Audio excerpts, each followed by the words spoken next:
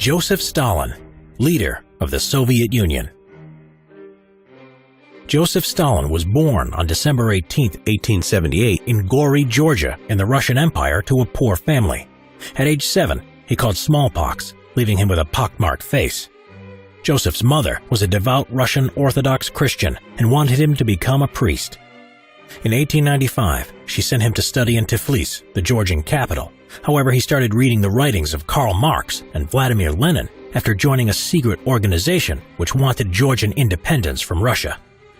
In 1901, he joined the Social Democratic Labor Party and organized protests and strikes for the revolutionary movement against Tsarism. A year later, he was arrested for coordinating a strike and sent to prison. Stalin would join the Bolshevik Party and use guerrilla warfare during the Russian Revolution of 1905. He impressed the party's leader Vladimir Lenin in his ability to organize meetings and strikes, as well as his ruthless techniques to raise money for the party by kidnapping and robbery. In 1907, he stole 250,000 rubles in a bank robbery in Tiflis to fund the cause. Around this time, he adopted the name Stalin, which means steel in Russian, or man of steel. During the Russian Revolution in 1917, Stalin ran the Bolshevik newspaper Pravda. By October, the revolution was over, and the Bolsheviks were in control. A civil war then followed with a Bolshevik victory.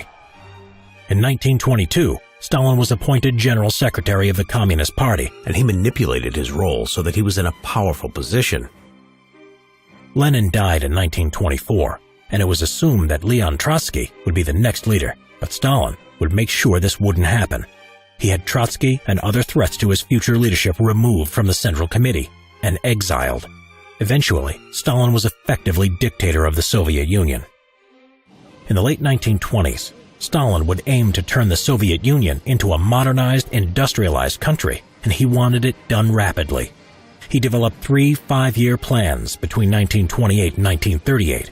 Coal, oil, steel, and electricity production massively increased, but workers who failed to achieve their ambitious targets for production were executed or sent to the gulags. He also introduced collectivization to increase food production, seizing land originally given to the peasants and reorganizing it into collective farms. Mass famine was caused as a result and millions died, but Stalin saw this as a necessary evil to achieve the ambitions of his 5-year plans and transform the Soviet Union. As Stalin created a cult of personality through culture, he became more paranoid. Everyone had to praise him, and his portrait was everywhere from schools to factories. In 1934, Stalin had party member Sergei Kirov killed because of the threat to his power. Throughout the 30s, Stalin purged Communist Party members, and 81 of the 103 generals and admirals were executed in the Red Army.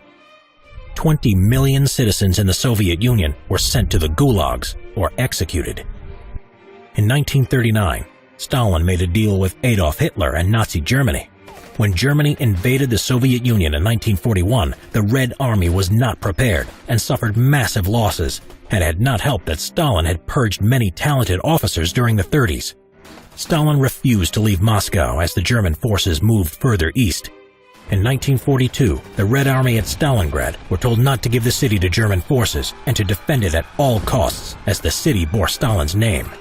This was the turning point in pushing the Nazis back, and soon the Red Army was liberating Eastern Europe all the way to Berlin. The Yalta and Potsdam conferences in 1945 between the Soviet Union, USA, and Britain was tense. With the use of the atom bomb, the Allies did not need the help of the Soviet Union in defeating Japan. Stalin felt betrayed, and with the rivalry between the ideologies of capitalism and communism reignited, he grew more suspicious and paranoid of the West. The Cold War had begun. East Berlin and Eastern Europe, which were occupied territories by the Soviet forces, were transformed into satellite states, forming a bulwark between the Soviet Union and Stalin's former allies.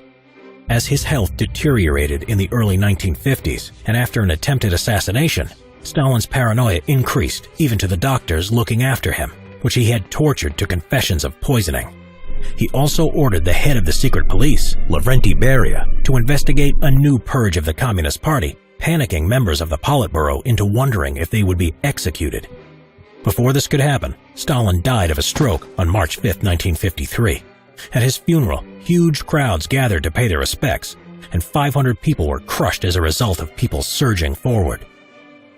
After a power struggle over who would be the next leader of the Soviet Union from the inner circle, Nikita Khrushchev succeeded Stalin. While he was a Stalinist, he would denounce the dictator and reform Stalin's policies of terror and fear during a de-Stalinization process.